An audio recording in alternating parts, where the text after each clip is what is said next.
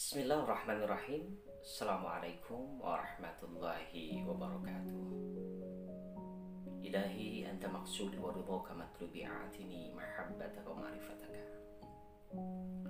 Alhamdulillahilladzi hadana li hadha wa ma kunna linahtadiya laula an hadanallah. Asyhadu an la ilaha illallah wahdahu la syarikalah wa asyhadu anna Muhammadan abduhu wa rasuluhu alladzi la nabiyya ba'dah. Ikhwan dan ikhwati fillah yang sesungguhnya dirahmati oleh Allah Subhanahu wa taala. Terkadang kita lupa bahwasannya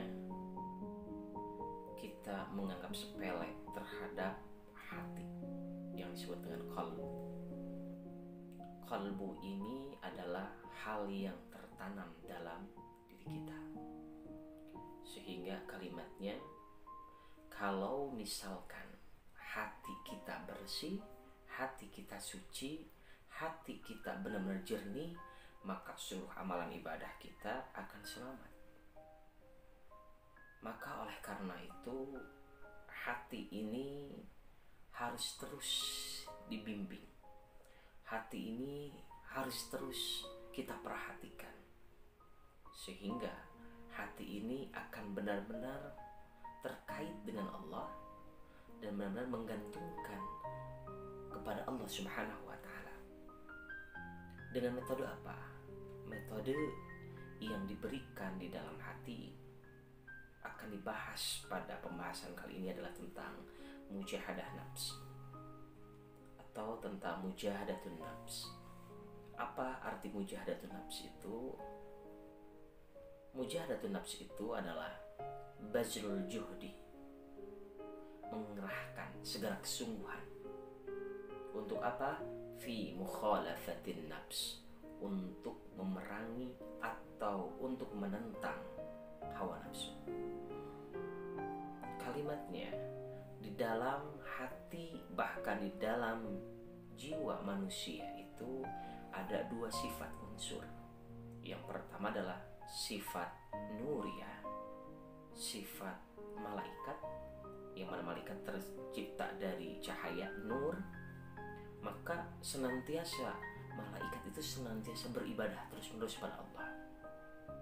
Itulah yang disebut dengan sifat nuriyah yang ada pada diri manusia.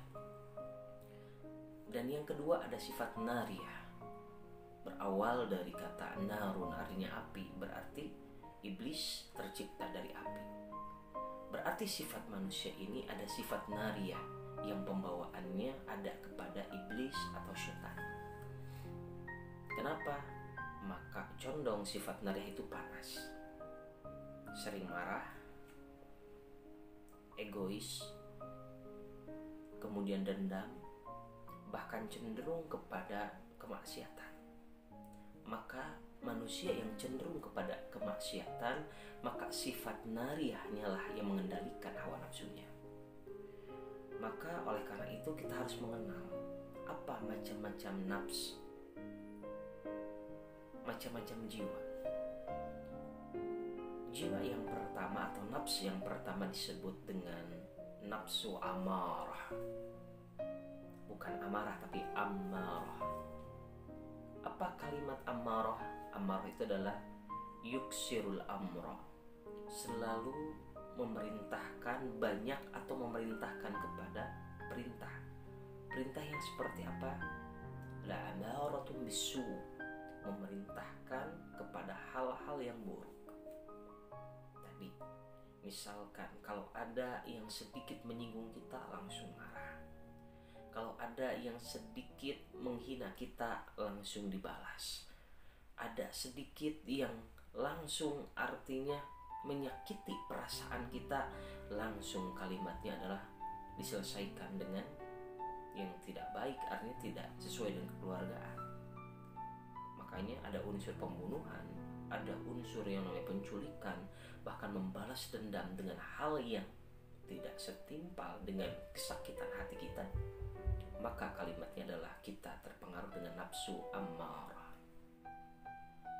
Kemudian nafsu ammarah itu kebanyakan sering menyalahkan orang lain.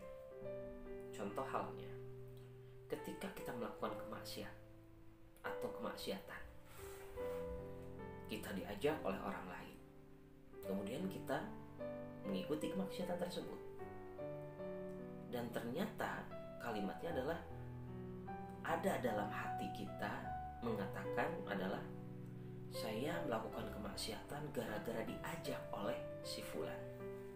Maka kalimat yang seperti itu terpengaruh oleh nafsu ammarah.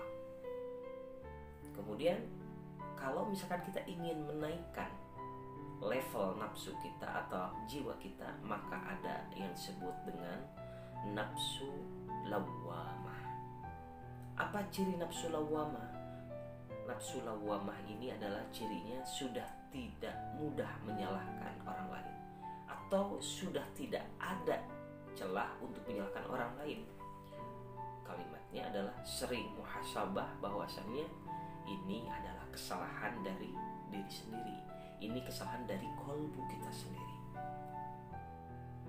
Nah, kalimatnya kita yang selalu melakukan maksiat, kemudian kita bertobat dan menyalahkan diri kita sendiri, maka itulah yang disebut dengan nafsu lawwamah.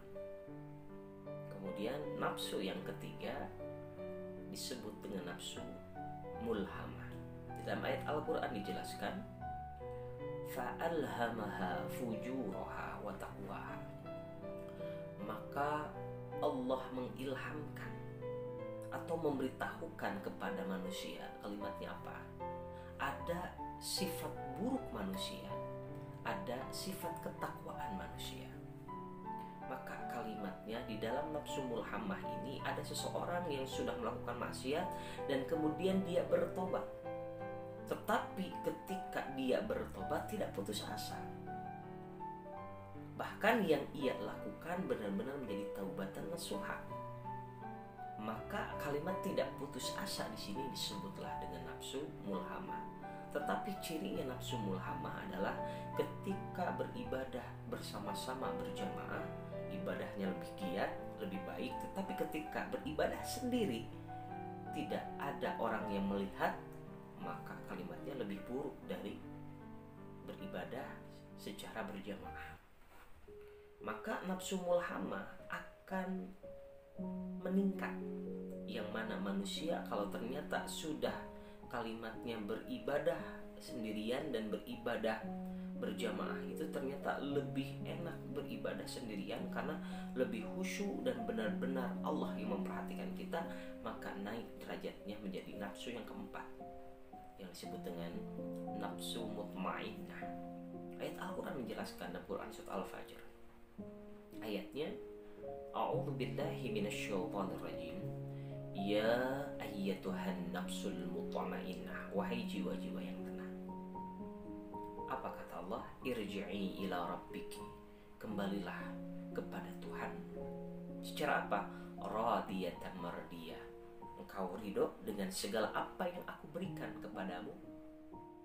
Mardiyah, maka akan diridhoi oleh Allah dengan apa yang diberikan oleh Allah dan suatu saat yang akan diberikan oleh Allah kepada kita. Maka kalimatnya ayat selanjutnya, apa kata Allah? Fadkhuli fi ibadi, wahai hambaku masuklah. Wadkhuli jannati, kemudian masuklah ke dalam syurgaku. Maka kalimat mutmainnah ini adalah nafsu yang benar-benar tenang, yang sudah ridho atas segala kehendak Allah, sudah tidak menyalahkan orang lain, kemudian sudah stabil bermuhasabah. Kemudian kalimatnya adalah ibadahnya harus lebih giat ketika dia berada di dalam kesendirian dan menjaga keimanan, ketakwaan serta ihsannya. Wallahu a'lam bishawab, wallahu a'lam bishawab. Wassalamualaikum warahmatullahi wabarakatuh.